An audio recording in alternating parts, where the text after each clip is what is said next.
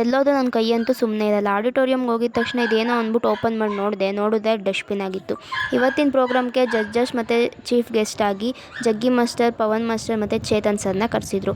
ಅವ್ರ ಬಗ್ಗೆ ಇಂಟ್ರೊಡಕ್ಷನ್ ಕೊಡ್ತಾ ಇದೆ. ಈ ಕೋತಿ ಹಿಂಗೆ ಆಡ್ತಾಯಿತ್ತು.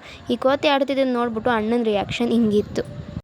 ಮಧ್ಯದಲ್ಲಿ ಸಿದ್ದು ಮೂಲಿಮನೆಯವ್ರು ಬಂದ್ಬಿಟ್ಟು ಅವ್ರ ಫಿಲಮ್ ಸೀಟ್ ಎಡ್ಜ್ ಬಗ್ಗೆ ಹೇಳಿದರು. ಅದಾದಮೇಲೆ ಎಲ್ಲ ಡ್ಯಾನ್ಸ್ ಕಾಂಪಿಟೇಷನ್ಸ್ನ ನೋಡಿದ್ವಿ. ಅದರಲ್ಲಿ ನನಗೆ ಯಾವ್ದು ಇಷ್ಟ ಆಯಿತು ಅದನ್ನು ಮಾತ್ರ ಕ್ಯಾಪ್ಚರ್ ಮಾಡಿದೆ. ಈ ಡ್ಯಾನ್ಸ್ ಅಂತೂ ತುಂಬಾ ಇಷ್ಟ ಆಯಿತು. When dance meets creativity magic ಆಗುತ್ತೆ ಅಂತಾರಲ್ಲ, ಅದಾಯಿತು. ನಮ್ಮ ಡಿ ಬಾಸ್ ಸಾಂಗ್ ಬಂದಮೇಲೆ ಇಷ್ಟು ಜೋಶ್ ಇಲ್ಲ ಅಂದರೆ ಹೆಂಗೆ ಗುರು. And lastly Appu sir song ಇಲ್ಲದೆ ಯಾವ ಪ್ರೋಗ್ರಾಮ್ ಕೂಡ ಕಂಪ್ಲೀಟ್ ಆಗೋಲ್ಲ. ಇಲ್ಲೂ ಕೂಡ ಹಂಗೆ ಆಯಿತು. ಅದಾದಮೇಲೆ ಒಂದು ಸಣ್ಣ ಬ್ರೇಕ್ ಇತ್ತು. ಬ್ರೇಕಲ್ಲಿ ಹಳೇದೆಲ್ಲ ನೆನೆಸ್ಕೊಂಡು ನಾವು ಹಳೆ ಕಾಂಪಿಟೇಷನ್ದೆಲ್ಲ ನೆನೆಸ್ಕೊಂಡು ಹಿಂಗೆ ನಗ್ತಾ ಇದ್ವಿ.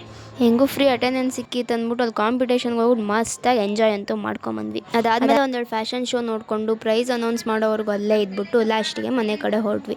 ಅಲ್ಲಿ ಬಿಡೋ ಅಷ್ಟರಲ್ಲೇ 7:30 ಆಗಿತ್ತು ಅಂದ್ಬಿಟ್ಟು ಹೊಟ್ಟೆ ಹಸಿತಿತ್ತಂತ ಅಲ್ಲೇ ಇರೋ ಮುಂದೆ ಚಾಟ್ಸ್ ಅಂಗಡಿಲಿ ಚಾಟ್ಸ್ ತಿಂದು ಮನೆ ಕಡೆ ಬಂದ್ವಿ. ಇದು ಪಾರ್ಟ್ 2 ಆಗಿತ್ತು. ಇವತ್ತಿಗಿಷ್ಟೇ, ಮತ್ತೆ ಸಿಗೋಣ. ಬಾಯ್.